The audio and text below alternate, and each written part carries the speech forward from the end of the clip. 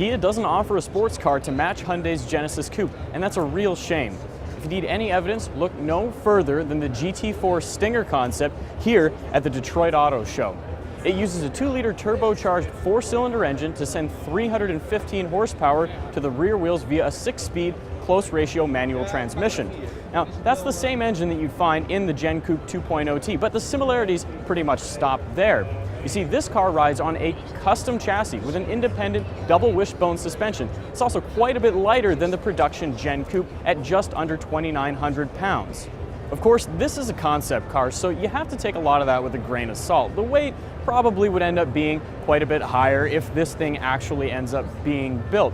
Other highlights include big wheels, massive brakes, and the fact that it sits very close to the ground, all of which, of course, is typical for a concept car. Now, I'm going out on a limb here, but I don't think Kia has ever had a concept car that seems so obviously influenced by Audi products. Of course, that has something to do with the fact that Peter Schreier, former Audi designer, penned this car.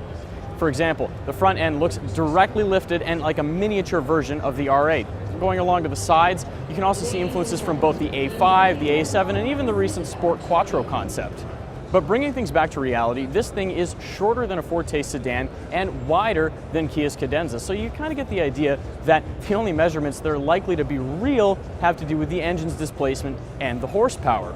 Chances are the custom chassis is nothing more than a one-off, but maybe, just maybe, we're getting a first early peek at what will ultimately become the new Genesis Coupe and hopefully a sports car for Kia.